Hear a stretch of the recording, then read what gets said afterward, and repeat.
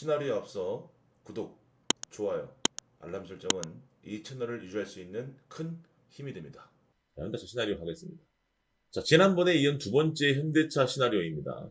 이번 시나리오에는 현대차의 수소차의 경쟁력과 투자 동향 등에 대해 간략히 알아보고 차트를 보면서 제 개인적인 의견을 말씀드려보도록 하겠습니다. 현대차는 수소전기차를 생산하는데 그치지 않고 퍼스트 무버로 나아가고 있는 모습을 보이고 있습니다. 다음은 수소사회를 향한 로드맵인데요. 그 로드맵인 FCEV 2030에 대해서 살펴보겠습니다. 자, FCEV란 무엇일까요?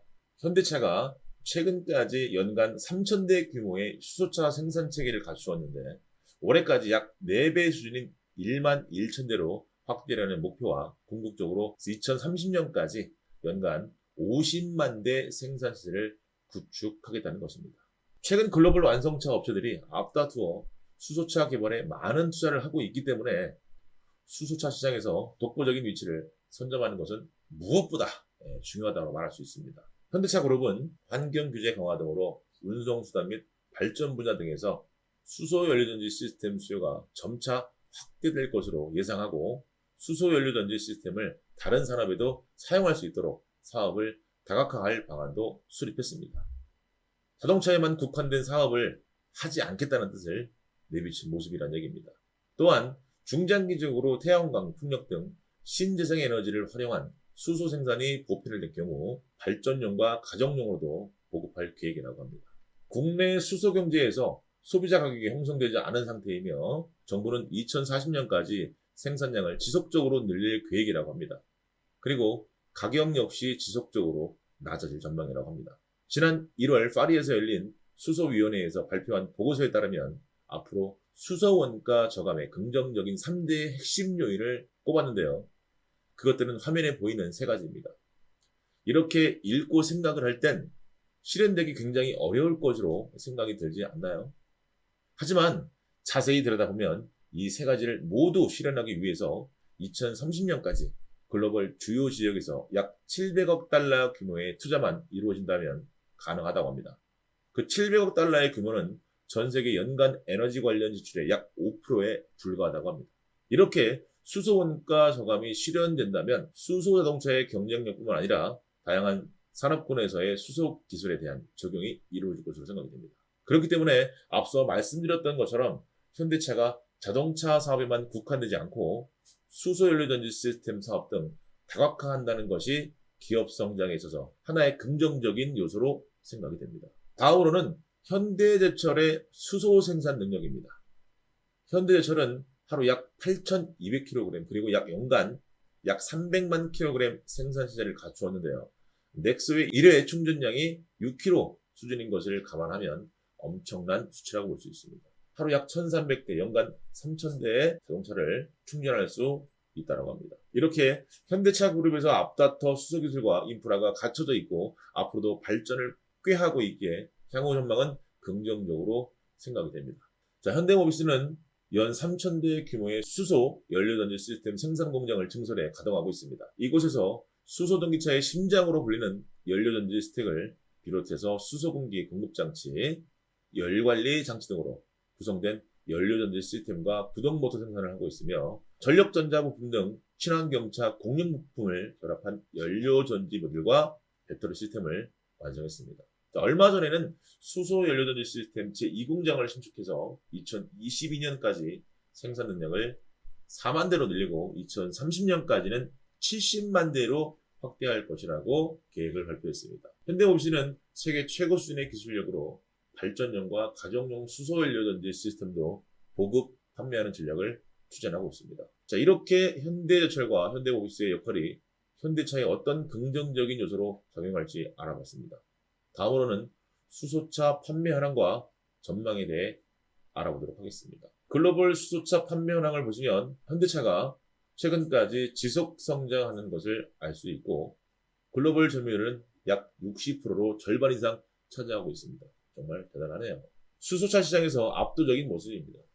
특히 집중해서 살펴봐야 할 것은 증감률인데요. 2019년도까지의 증감률이 무려 576%라는 겁니다. 엄청난 성장을 보이고 있다는 점입니다. 이런 점유율과 증감률을 보일 수 있는 것은 바로 기술력입니다. 수소차 넥소의 엔진은 미국 자동차 전문 미디어가 선정한 2019년 세계 10대 엔진으로 꼽히기도 하였고요. 독일의 자동차 전문지에서는 주행평가에서도 매우 뛰어난 차라는 호평을 받았습니다. 또한 경쟁사 대비 높은 일회 충전 주행거리와 글로벌 최상의 수준의 에너지효를 바탕으로 기술 경쟁력을 갖췄습니다. 이러한 기술력을 갖춘 현대차의 수소차인 넥소는 지난해 4,987대를 판매額을 올렸고요. 전 세계 수소차 판매 시장 1위를 차지했습니다. 현대차는 넥소의 선전을 앞세워서 지난달 6월에 수소차 누적 판매량 1만 대, 국내 약 7,000대, 해외 약 2,000대를 돌파하는 등 수소차 시장에서 선두에 위치하고 있습니다. 그리고 지난 7월에는 세계 최초로 양산한 수소전기 대형 트럭 엑시언트 수소전기 트럭 10대를 스위스로 수출하기도 했습니다. 주요 국가의 2030년까지의 활성화 계획을 보자면 수소차 180만 대와 수소 충전소 1000개소 보급 계획이며 일본은 수소차 90만 대와 900개소 설치를 확인할 수 있습니다. 더 나아가서 지속적인 투자와 인프라 구축에 힘을 기울인다고 합니다.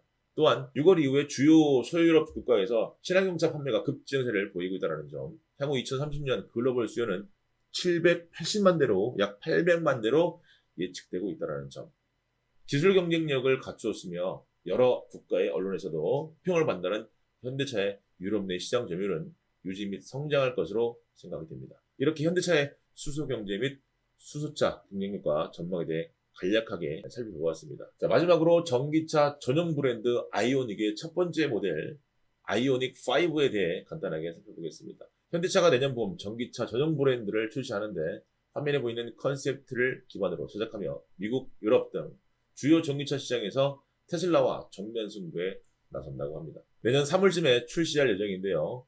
기존 내연기관 생산 라인 중 일부 공장들은 전기차 전용 생산 라인으로 바꾸고 내년 77,000대 양산을 목표로 한다고 합니다. 아이오닉5는 테슬라의 경쟁 차량인 모델 Y에 비해 성능이 뒤지지 않는다는 입장입니다. 배터리나 부품의 탈부착이 용이해 수리 시 유리하며 1회 충전 시 450km 주행이 가능하고 15분 만에 배터리 80% 충전이 가능하다고 합니다. 차량의 크기는 기존 투싼보다 크고 산타페보다 작은 크기인데 엔진룸이 없어서 중형 SUV보다 넉넉한 실내 공간을 자랑합니다. 아이오닉 구매자의 설문조사에 따르면 30대 초중반 직장인이 가장 많이 구매한 차량이었으며 만족도의 52%는 우수한 연비에 이어서 디자인 15%, 성능 4% 순으로 만족도가 높았습니다. 내년 3월에 출시될 아이오닉에 대한 기대감과 그것에 따른 차량 구매자들의 호응이 얼마나 이어질지 기대가 되는 바입니다. 자, 이제 차트를 보면서 저의 개인적인 의견을 말씀드려보도록 하겠습니다. 이런 시나리오를 지속적으로 받아보시려면 구독, 좋아요, 알람 설정까지 해주시는 센스 잊지 마세요. 먼저 현대차를 전체적인 차트의 모습을 보겠습니다. 자, 깔끔하게 월봉으로 볼까요? 자, 이런 모습이죠. 자, 2010년도, 11년도, 12년도에 정말 현대차가 핫한 모습을 보였습니다. 어디가 고점이냐, 어디가 최고냐 모르고 주가가 지속적으로 날아갈 때가 있었었죠. 그리고 정말 7년, 8년 정도를 내려꽂았습니다. 그냥 계속 하락했어요. 자, 그러면 우리가 중요한 건 이제 뭐냐면, 자, 기술적 분석으로, 자, 캔들을 가지고 우리가 이제 보자고요. 자, 캔들을 보시게 되면, 자, 이 검정색 버럭 라인 밑에서 어떤 게 나왔어요? 이 모습이 나왔죠. 뭐가 나온 거예요? 예, 바로 투매의 거래량이 쏟아져 나왔습니다. 투매의 거래량. 자, 이 투매의 거래량이 나올 때 개인들은 오히려 담았고요. 그리고 외국인들은 오히려 냅다가 갖다 팔았어요. 자, 그럼 외국인들이 갖다가 판다고 해서 무조건 나쁜 거냐? 그렇지는 않습니다. 자, 외국인들 자금은 언제든지 현대차가 충분히 성장할 기반을 완벽하게 갖췄다라고 생각이 되면 그때 모든 걸 확인하고 들어오는 것이 뭐다? 외국인 자금이다라고 보시면 돼요. 뭔 말인지 알겠습니까? 일반 개미들처럼 야 그럴 거다 가자 이러고 들어오지 않아요. 무슨 말인지 아시겠죠? 자, 그런데 앞에 투매가 벌어진 거래량보다 지금 버럭라인을 뚫고 올라와서 있는 이 거래량이 어떻습니까? 훨씬 더 높다라는 거예요. 많다라는 거예요. 자, 이 거래량 보시게 되면 굉장히 이례적인 거래량이다. 앞에 서 있던 어떤 거래량도 만들지 못했었어요. 그죠?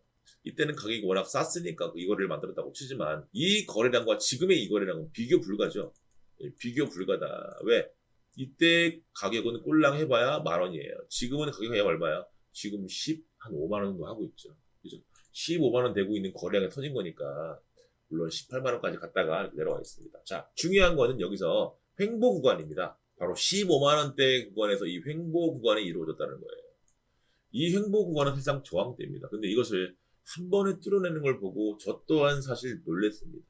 예, 놀랬습니다. 이게 뭐 동학개미 운동의 어떤 뭐 여파라고도 볼 수 있겠지만 다른 우리가 알 수 없는 자금도 충분히 들어와 있다라고 일단 판단이 되었습니다. 자, 그러면 이런 큰 거래량이 들어오고 나서 어쨌든 중요한 건 이 음봉의 거래량이 실리면 안 되겠죠, 이제는. 그렇죠. 이건 이제 기술적 분석으로 바라봐야겠는데 어쨌든 월봉상에서 봤을 때는 지금보다 완벽한 변곡점이 나왔다라는 것이 버럭쌤의 생각이에요. 오케이? 자, 그럼 1차트를 보실게요. 자, 1차트를 보시게 되면 지금 누구는 매수하고 있고 누구는 팔고 있냐 이거죠. 자, 기관들은 쭉쭉쭉쭉쭉 계속 담아내고 있고요. 외국인들은 계속 뭐하고 있어요? 팔아대고 있어요. 그럼 누구는 매수하고 있습니까? 개인들은 계속 매수했다가 매도했다가 현재 매수하고 있어요. 개인들은 매수와 매도를 지금 왔다 갔다 번갈아 가고 있고요. 최근에 시장이 조금 조정을 받는가 싶더니만 현대차는 어때요? 현대차는 시장보다 굉장히 강한 걸 볼 수 있는데 수급적인 측면으로 봤을 때에는 기관과 외국인이 양매도가 나오는 부분으로 좀 알 수 있죠. 개인이 좀 매수하고 있습니다. 자, 이 부분을 보시게 되면 자, 이렇게 최근에 개인들이 이렇게 매수를 해나오고 있죠. 이렇게 계속 줄곧 개인들이 이렇게 매수하고 있고요. 기관들하고 외국인들은 거의 줄곧 팔고 있습니다. 자, 기관들은 파는 양은 많지 않아요. 자, 그럼 시장 잠깐 보고 갈게요. 자, 시장은 어디에 있습니까? 자, 코스피 지수 보니까 최근에 조정받았다가 이제 전고점 중간에 있네요. 그죠? 자, 현대차는 어디 있습니까? 현대차. 자, 마찬가지로 정별하고 있고 마찬가지로 전고점 여기 있고요. 20평 여기. 지수와 거의 별반 차이가 없겠구나. 즉 무슨 말이냐면 시장은 지금 우상향하고 있는데 현대차는 지금 역배열에 있거나 반대의 성향을 가지고 있다는 것이 아니다라는 얘기예요. 무슨 말인지 아시겠죠? 이렇게 기관과 외국인이 고점에서 쏟아붓고 있음에도 불구하고 이렇게 정배열을 잘 유지하고 있다는 건 뭐죠? 힘이 굉장히 좋다는 얘기입니다. 무슨 말인지 아시겠죠? 그리고 앞서 PPT 자료를 통해서 현대차가 앞으로 지속적으로 성장 가능성을 내비치고 있다. 전기차를 비롯해 수소차의 절대적인 기술력을 가지고 있기 때문에 향후 수십 년 동안 뭐 할 수밖에 없다. 성장할 수밖에 없다. 따라서 이런 현대차 같은 경우는 앞으로 많은 정책들이 뒷받침되고 있기 때문에 주가가 오히려 떨어져서 20평을 깨고 내려오는 자리라 오히려 이런 자리에서 담아가야 되지. 현대차를 이런 자리에서 버린다는 것은 잘못됐다는 얘기다. 이 얘기예요. 무슨 말인지 아시겠죠? 따라서 현대차가 떨어질 때 지수에 의해서 즉 외생적 변수에 의해서 떨어지면 땡큐. 현대차의 본질적인 악재가 아닌 시장의 어떤 변수에 의해서 시장이 조정을 받아서 현대차가 조정을 받고 22평 자리를 깨고 내려오고 그리고 22평 자리 깨지고 나서도 추가적으로 내려왔다. 그러면 저는 전 저점까지는 뭐다? 매수의 영역이다 이거예요. 어디부터? 22평이 깨지고 내려오는 구간부터 전 저점까지는 뭐 하는 구간이다?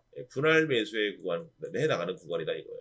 저는 여기서 이제 한 가지를 더 여러분들한테 말씀드리고 싶은 게 뭐가 있냐면 유동성 장세, 자 돈의 힘에 의해서 날아가는 장세, 그리고 지금은 주도주 장세. 그럼 주도주하고 돈의 힘에 의해서 날아가는 장세, 그리고 코로나에 의해서 제약바이오가 함께 날아가는 장세.